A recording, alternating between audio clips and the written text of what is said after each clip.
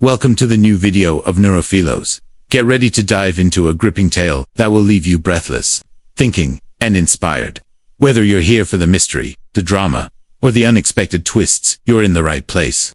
Make sure to hit that like button, drop a comment, and subscribe so you never miss another powerful story. Let's begin. The silent cage. Morning light slanted through the blinds as Marisol Santos sat motionless on the edge of her bed. The alarm had chimed 15 minutes ago, yet she remained frozen under her duvet, mind racing with the day ahead. Outside her window, the city stirred, honking horns, distant footsteps, a dog barking. But inside her small apartment, silence reigned. Marisol had perfected the art of remaining unseen, unheard. She calibrated every word she'd speak, every request she'd make, to minimize ripples in the lives of others. It was a delicate balance. She arrived at work precisely on time, never a minute early or late. She ate lunch at her desk rather than risk an awkward invitation. She kept her opinions to herself. In this self-imposed stillness, she believed she found safety. Yet as her eyes catalogued the neat stack of unpaid bills on her nightstand, she felt the first stirrings of panic. Each bill was a reminder of the rent hike her landlord had hinted at. Another conflict. Marisol dreaded confronting Dot by 8:30. She was at her cubicle in the marketing department of Hartwell & Co., an open-plan office, humming with low murmurs and tapping keyboards. She had arranged her workspace so that no one would sit beside her. Small potted succulents formed a barrier on her desk's edge. When a new colleague, Greg, breezed over and leaned on her cubicle wall, Marisol's heart jolted. "Hey Greg said, using the nickname she'd politely declined. "Any chance you've finished the Reynolds brief?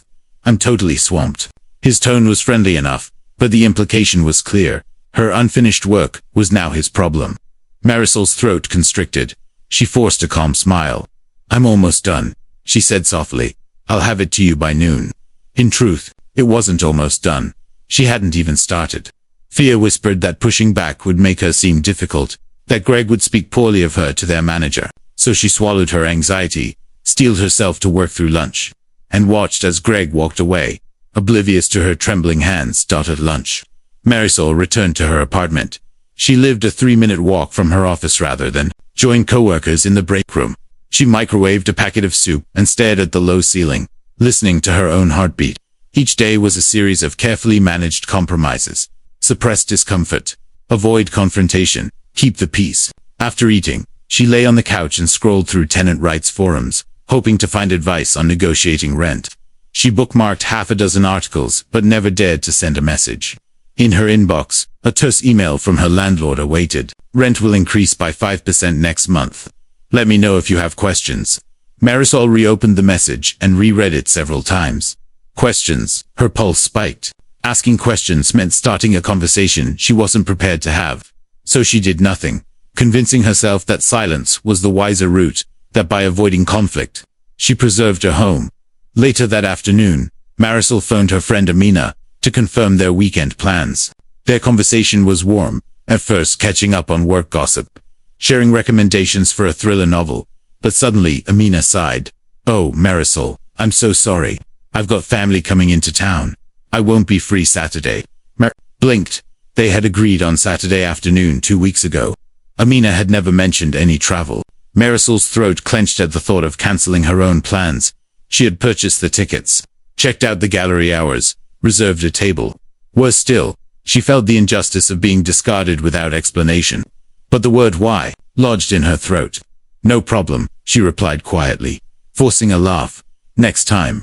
She hung up, hollowed out by disappointment. In that moment, she understood how easy it was to let others step on her boundaries. Her fear of conflict was stronger than her desire to protect her own time. When evening fell, Marisol sat at her desk beneath a single lamp, blinking at the blinking cursor of her novel draft. She had always dreamed of writing, of pouring her thoughts onto the page. Tonight, she'd planned to work on the opening scene, but the weight of unspoken frustrations made her chest tight. Instead, she opened a journal and scrawled the day's events, the interruption at work, the email from the landlord, the cancelled plans. As she wrote, each omission every time she'd stayed silent felt like another lock on her will. She paused, hand hovering above the paper, and whispered to herself, "What am I so afraid of?" A memory surfaced, 8 years old, perched on a wooden chair in Sunday school, trembling as she tried to explain why she never spoke during class discussions. Her teacher had frowned, declared her too shy, then moved on. The message was clear. Her voice was wrong. Since then, she'd listened to that child's fear, shielding her under layers of politeness.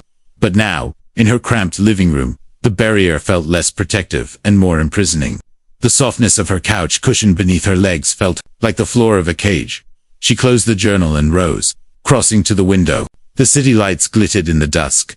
Cars, street lamps, apartment windows glowing like distant stars. Somewhere out there, people argued, friends over coffee, tenants with their landlords, artists defending their work. Conflict was part of life's texture, and yet she'd convinced herself it was a poison to avoid at all costs. A sudden ache in her chest made her gasp. She realized that by fleeing every skirmish, she'd built not safety, but a prison of her own design. Drew a breath and laid her hand on the cool glass. The world seemed both vast and terrifying. Unpredictable conversations, potential rejection, the sharp barbs of disagreement. But it also held possibility, a place where her voice might matter. As the lights of passing cars carved bright lines through the darkness, she felt the first stirrings of rebellion, the faintest inkling that true freedom might lie not in silence, but in the courage to speak and risk the clash. Tomorrow, she promised herself, she would begin testing that boundary. She would ask her landlord what justified the rent hike. She would tell Greg she needed more time. She would speak up for herself, even if her voice trembled. Tonight, though, Marisol let her reflection in the glass stare back at her, a solitary figure poised on the edge of change, the walls of the silent cage beginning to crack. The first crack, Marisol awoke to a dry throat and the insistent glow of her phone's screen. A new email notification blinked in the dark. Her landlord had replied to her silent queries. Let's discuss the rent increase. Call me when you can. Her pulse quickened, not with relief, but with dread. This was the moment she had both feared and unconsciously craved. The first real test of her resolve to confront conflict. She lay still for a long minute, heart pounding, mind racing through every possible scenario. The landlord's irritation, his growing impatience, the risk of being labeled a difficult tenant and forced out. But beneath the fear, a flicker of determination glowed. If she wanted freedom, she would need to face this head on. That afternoon, Marisol walked the 3 blocks to the cafe, where she'd arranged to meet Professor Adler. The air was crisp, the late autumn sun brushing warm gold across the pavement. Each step felt heavy, as though she were carrying the weight of every avoided confrontation from her past. In her mind, she rehearsed what she'd say. I'd like to understand why the rent is going up, and whether there's flexibility. Simple words, but spoken aloud they held seismic power. She arrived early, her palms clammy, and chose a table beside the window. She watched steam curl from the espresso machine, imagining it carrying away her anxiety. Moments later, Professor Adler entered, a tall man in his 60s, spectacles perched on the bridge of his nose. Tweed jacket faintly smelling of old books. He spotted Marisol, waved, and slid into the seat across from her. They exchanged greetings, and without preamble, Adler produced a slim, leather-bound volume. Nietzsche, he said, tapping the spine. Always start with him. He opened to a marked passage. One must still have chaos in oneself to be able to give birth to a dancing star. Then he added, quietly, Marisol, if you want to be free, stop being afraid of conflict. The word struck her like a physical blow. Conflict, she had long seen as antagonistic, unpredictable, dangerous, never as essential nourishment. She exhaled, forcing the question from her lips. But how do you even begin? Every time I try, my voice falters, my palms sweat, and I freeze. Adler smiled kindly. Conflict isn't something to conquer once and for all. It's a skill to cultivate, like walking. Start small, identify one area where you're avoiding necessary disagreement, and speak up. Her mind raced through options.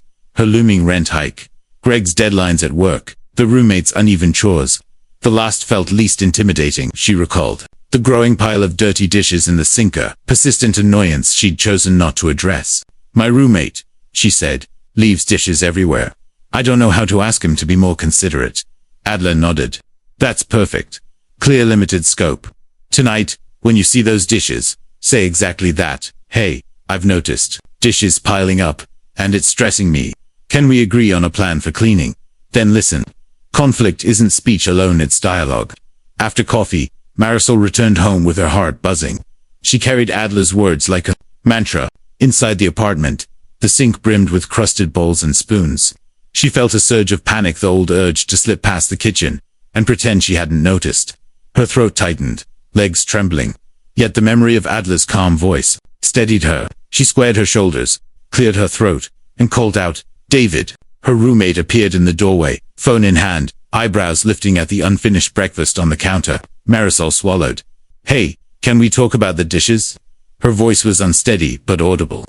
David frowned, glanced at the sink, then back at her. Silence stretched so long. Marisol's ears hummed. Finally he said, "Yeah, sorry. I've been swamped at work." "I get that," Marisol replied, voice quavering but firm. "But I'd appreciate it if we could figure out a system. Like alternating days, or rinsing, and putting away right after we use things." She stood, hands loosely clasped in front of her, bracing for rejection. To her surprise, David nodded. "That makes sense. I shouldn't let dishes pile up. I'll do my part." He paused, thumb hovering over the screen, then smiled apologetically. "Thanks for saying something instead of just stewing. I didn't realize it was bothering you so much." The words, "I'm sorry," fell between them, light as a leaf drifting on water. In that moment, Marisol felt adrenaline surge, not the paralyzing terror she'd expected, but an electric thrill coursing through her veins. The conflict had been awkward, yes, but not catastrophic. It had opened space for understanding. Later, Marisol sank onto her couch, heart still racing. She pulled out her journal and wrote, "I spoke up. It wasn't easy. I trembled." He apologized. "We agreed on a plan." The pages filled with raw emotion and certainty, relief, a strange exhilaration. She pressed her pen down, determined to capture every detail, the quaver in her voice. David's tentative apology, the bracing sense of power that came from using her voice that night. Sleep came fitfully, but when it did, her dreams were vivid. She found herself at a crossroads, one path leading to a dark forest of silent acquiescence, the other to a sunlit meadow of honest dialogue. She took a step into the light, and felt her chest expand. The next morning, Marisol woke early once more, not paralyzed by fear, but tingling with anticipation. She dressed with care, choosing an outfit that felt both comfortable and confident. In the kitchen, the sink was spotless. A single mug lay beside the drying rack. She picked it up, traced its rim, and smiled. No dramatic triumph, just a small, clear sign that her life could shift if she dared to speak with renewed purpose. She reached for her phone and dialed her landlord's number. Her heart pounded as she waited for him to answer. When he finally spoke, his usual measured tone, she said, with a steady breath, "Good morning. I'd like to talk about the rent increase. Can you tell me more about the decision, and whether there's any flexibility?" For the first time in a long while, her voice did not waver. On the other end, the landlord hesitated, then explained the market conditions and offered a modest compromise. He would cap the increase at 3% if she signed a longer lease. Marisol negotiated a slight adjustment to the move-in date, and they ended the call cordially. Standing in her apartment, Marisol closed her eyes and exhaled. The conversation had been awkward at times. Pauses hung in the air, like heavy drapes, but it had not shattered her world. Instead, it had chiseled away another bar of the cage she'd built. Conflict, she realized, was not an enemy, but a doorway. She had taken the first step through it, and on the other side lay the freedom she had longed for. The wider world. Monday's dawn arrived with a sharper edge of purpose. Marisol straightened the collar of her blouse and clipped her badge before setting out for the office. In the elevator, her stomach churned at the thought of confronting her manager, Mr. Davis, about the workload he'd imposed. Despite her success with her roommate and landlord, the corporate hierarchy felt more formidable. The open-plan office buzzed as she approached Davis's glass-partitioned cubicle. He glanced up from his dual monitors, eyebrows arching. "Marisol," he said with a faint smile. "Those reports were due this morning." Her chest tightened. Memories of past silences echoed in her mind. Yet she recalled Adler's advice. Conflict is dialogue, not battle.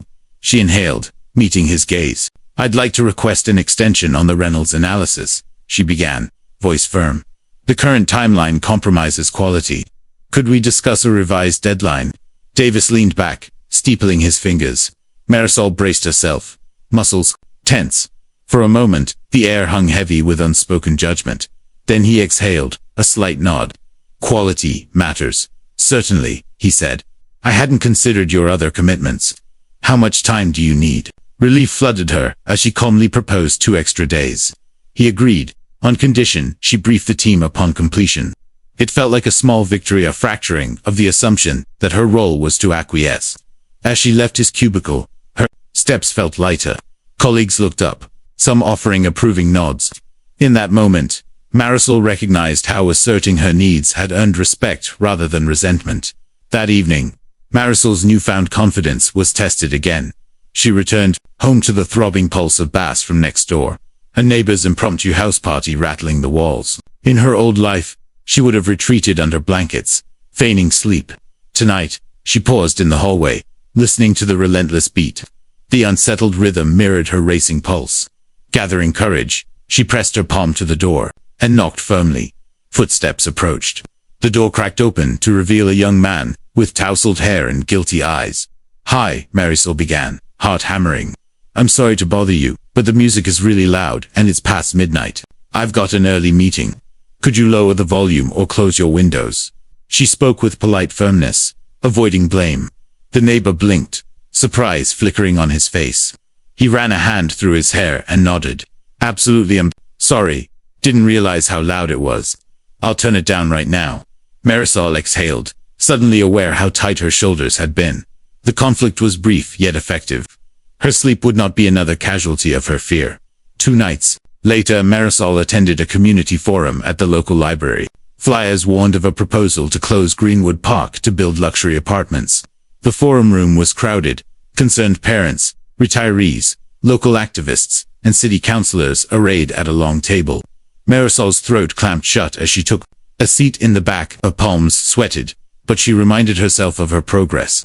When the floor opened for questions, she hesitated as seasoned speakers surged forward. Heart thundering, she raised a hand. The microphone felt like a hot poker in her hand as she stood. "Good evening," she said, voice wavering initially. "I grew up playing in Greenwood Park. It's more than open space, it's a community hub. How does the council plan to address the loss of affordable green space for families and seniors?" Her words carried more conviction than she expected. A councillor frowned, shifting his papers. "We believe the development will bring economic benefits," he replied. "We're open to mitigation measures," Marisol pressed on, citing studies on urban green space importance and suggesting a reduced building footprint. The debate grew heated as other residents chimed in, but she held her ground, calmly weaving empathy with fact. As the forum closed, the mayor stepped up to the podium. "Thank you to everyone who voiced their concerns," he said. He paused, eyes scanning the audience, then addressed Marisol by name. "Ms. Santos raised vital points on the park's social value. We will establish a working group to explore alternatives." The room burst into applause. Marisol's cheeks warmed, a mixture of pride and relief flooding her. She sank into a chair, mind spinning with the realization that her voice had tangible power to shape communal decisions. On the walk home, the city lights shimmered like distant embers. Marisol reflected on the week's skirmishes, each one a crack in the facade of her former self. She had negotiated with authority, confronted a neighbor, and held public office to account. Anxiety still fluttered in her chest at the memory of each confrontation, but it was tempered by the thrill of agency. Conflict, she now saw, was not an enemy to avoid, but a forging process, strengthening rather than diminishing her. That night, she entered her apartment and paused at the doorway. The emptiness of her living room, once a canvas for silent acquiescence, now felt like a space of possibility. She hummed a familiar tune as she reached for her journal. With pen poised, she wrote, "I asked for what I needed, and I got it. I challenged authority, and I was heard. I faced my fears, and discovered I could stand tall." As she closed the journal, Marisol smiled softly. The wider world still brimmed with potential conflicts, unfamiliar faces, higher stakes, unpredictable outcomes. But no longer would she shrink from them. Each confrontation would be a chance to claim freedom, not to cower in a silent cage. With that thought, she turned off the lamp and slipped beneath the covers, ready for whatever challenge tomorrow would bring.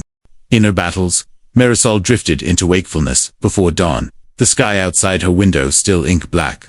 She lay in the semi-darkness, fingers curled around the edge of her blanket, mind flickering with the aftermath of yesterday's victories. Yet beneath the satisfaction pulsed a deeper, darker undercurrent of guilt and self-doubt she could not silence. She recalled Professor Adler's words, "One must still have chaos in oneself to give birth to a dancing star." But what if her chaos was too jagged, too sharp? As the first pale sliver of light crept across her bedroom floor, Marisol understood the truth. The fiercest conflicts she'd ever face would not be with others, but with herself. Later that morning, she stood before the full-length mirror in her hallway, practicing the words she had prepared for her landlord. Next month, her reflection looked back, eyes wide, lips trembling. "I deserve clear terms," she whispered. She repeated it, voice firmer. Then, as if summoned by her resolve, a second voice echoed in her mind, that of her mother. Sharp and disappointed. "You think you deserve things, Marisol. You should be grateful for what you get." Marisol froze, heart pounding. The mirror's cold glass offered no comfort. She drew a shaky breath, willing her reflection to speak again. "I deserve clear terms." Images flooded her. 7-year-old Marisol standing before a classroom, reading aloud, a question on her lips, stifled by fear, dissolved into silence under the teacher's glare. Then at home, her mother's voice had cut through her timid apology. "Stop embarrassing me." The memory burned in Marisol's chest, igniting feelings of shame that had lodged inside her like broken glass. All these years, she had believed her mother's condemnation that her needs were burdensome, her voice unwelcome. Back in the present, her reflection's lips quivered as she tried again. "I deserve to be heard." The words rattled in her throat like boxcars. She closed her eyes, letting the mirror disappear, and sank onto the edge of her bed. Why did these ghosts hold so much power? She had negotiated rent, confronted co-workers, challenged neighbors, yet the soft voice of self-criticism still whispered that she was wrong to do so. That night, exhaustion overtook her. Before she could record these thoughts in her journal, in sleep, she dreamed she stood on a stage, draped in crimson velvet, a single spotlight illuminating her bare feet.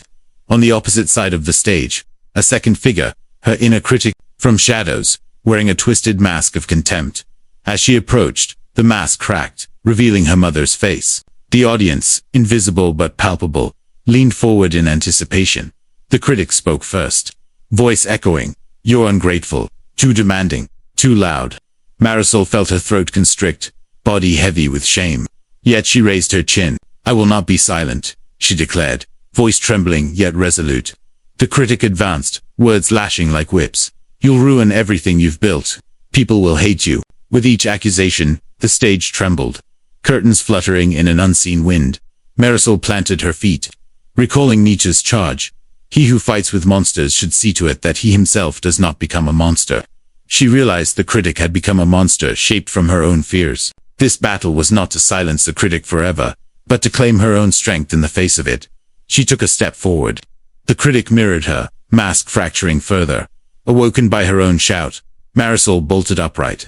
Her pillow was damp. With sweat, her heart thudded. She pressed her palms against her chest, guiding her breath back to calm. The dream's intensity lingered, but with it came clarity. Inner conflict was as vital as any external negotiation. She rose and fetched her journal, fingers flying across the page. "I stood on that stage and faced the voice. It called me unworthy. I called it fear. It responded with names. I responded with hope."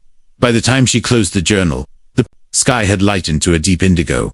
That afternoon, Marisol returned home to find the unwelcome echo of her mother's words in the corners of her mind. A meeting request from Mr. Davis flashed on her screen. He wanted to discuss the upcoming presentation. Normally she would panic. Now she leaned into the discomfort. She opened a fresh journal entry and wrote, "I am prepared to speak my mind. Respectfully, I will not apologize for my perspective." In the bathroom mirror, she practiced again. "My analysis highlights critical trends we cannot ignore." The words rolled off her tongue more smoothly than before. When she arrived at the meeting conference room bright, colleagues assembled, her pulse hammered, but she met each glance steadily. As Davis asked for her insights, she delivered her critique with calm authority. There was tension, especially when she challenged a senior partner's assumptions, but no one scowled.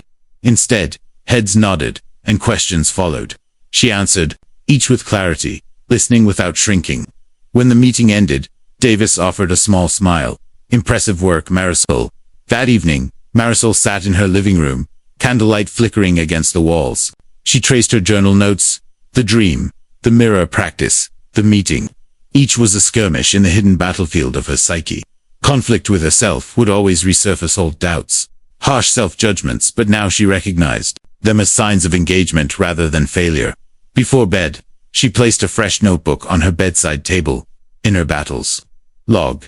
She wrote today's date, and beneath it, I stood my ground and reclaimed my voice. Closing her eyes, she allowed herself a moment of gratitude for the chaos within the very chaos that, as Nietzsche promised, could give birth to her dancing star. Tomorrow, she knew, she would face more internal storms, fear of rejection, echoes of old shame, but she would meet them knowing that each clash was progress. With that thought, she drifted into a dreamless sleep, her heart lighter, her resolve stronger. The inner battlefield, no longer a prison but a proving ground. The open horizon. Marisol's eyes opened to a soft, pearly light washing over her bedroom. She lay motionless for a heartbeat, feeling neither anxiety nor hesitation, but something new, anticipation. The conflicts she'd once fled were now invitations to be opened rather than barriers to dread. She reached for her journal, scanning yesterday's entry. Each challenge is a chance to claim freedom. Her fingers traced the inked words, as though they were a map leading beyond the edges of her known world. Today promised the first step toward an open horizon. She dressed quickly and tucked the journal into her satchel. At the corner cafe, she joined a local debate club where once she had only listened. Now, she rose to present an argument on community development. Heart pounding, she cleared her throat and launched into a critique of the proposed zoning changes, weaving philosophical insight with practical solutions. When she finished, the room erupted in thoughtful applause. Fellow members approached, thanking her for tackling difficult topics. Marisol smiled, realizing that conflict had transformed into connection. From the cafe, she walked to the office, ready for another negotiation. The open plan space looked different, no longer a battlefield to be endured, but a workshop for shared ideas. She sat with her colleague Sophia, who struggled with imposter syndrome and feared speaking up. Marisol offered to co-present on a joint project, saying, "Your insights matter. Let's put our voices together." Sophia hesitated, then nodded.